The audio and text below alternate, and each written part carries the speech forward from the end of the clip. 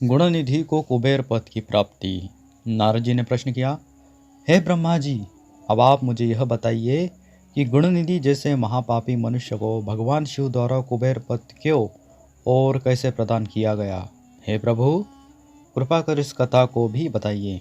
ब्रह्मा जी बोले, नारद, शिवलोक में सारे दिव्य भोगों का उपभोग तथा उमा महेश्वर का सेवन कर वह अगले जन्म में कलिंग के राजा अरिंदम का पुत्र हुआ। उसका नाम दम था।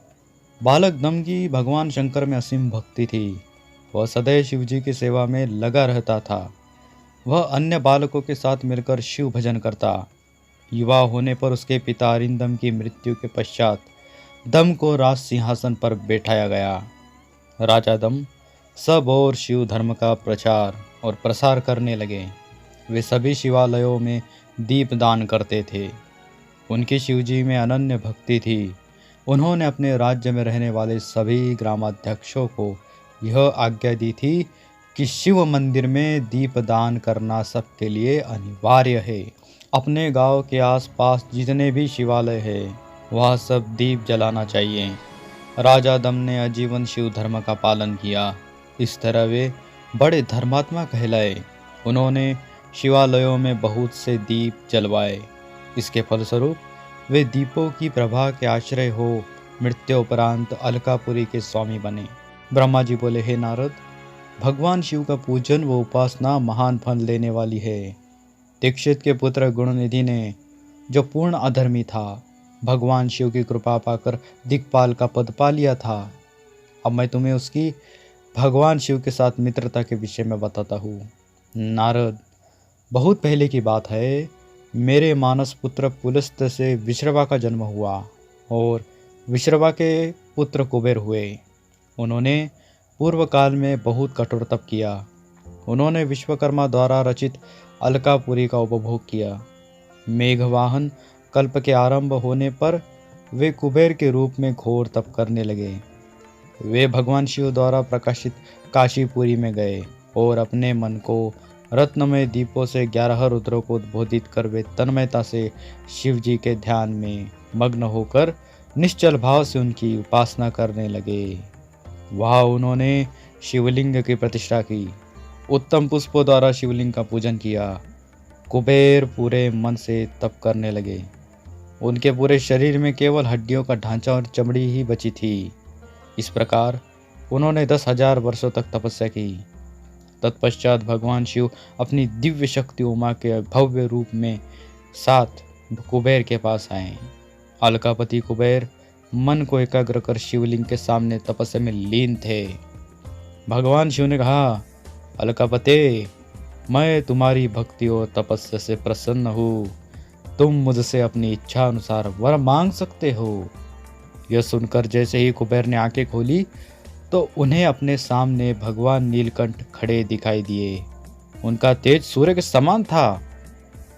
उनके मस्तक पर चंद्रमा अपनी चांदनी बिखेर रहा था।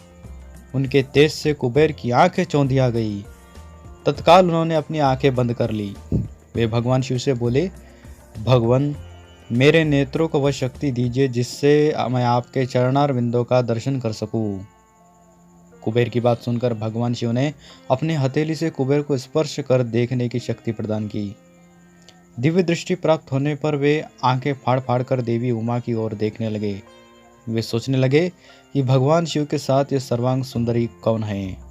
इसने ऐसा कौन सा तप किया है जब भगवान शिव की कृपा से उनका सामीप्य, रूप और सौभाग्य प्राप्त हुआ है। वे देवी उमा को निरंतर देखते जा रहे थे। देवी को घूरने के कारण उनकी बाईं आंख फूट गई। शिव जी ने उमा से कहा, उमे, यह तुम्हारा पुत्र है। यह तुम्हें क्रूर दृष्टि से नहीं देख रहा है। यह तुम्हारे तप बल को जानने की कोशिश कर रहा है। फिर भगवान शिव ने कुबेर से कहा, मैं तुम्हारी तपस्या से बहुत प्रसन्न हूँ। मैं तुम्हें वर देता हूँ कि तुम समस्त निधियों और गुह्य शक्तियों के स्वामी हो जाओ। सुब्रतों, यक्षों और किन्नरों से अधिपति होकर धन के दाता बनो।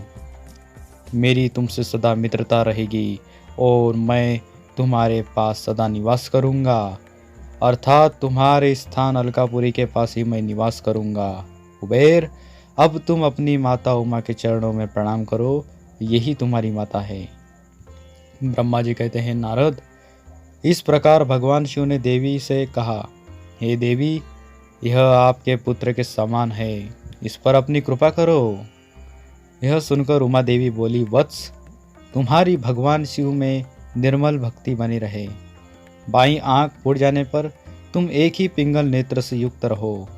महादेव जी ने जो वर तुम्हें प्रदान किए हैं वे सुलभ है। मेरे रूप से ईर्ष्या करने के कारण तुम कुबेर नाम से प्रसिद्ध हो गए। कुबेर को वर देकर भगवान शिव और देवी उमा अपने धाम को चले गए। इस प्रकार भगवान शिव और कुबेर में मित्रता हुई और वे अलकापुरी के निकट कैलाश पर्वत पर निवास करने लगे।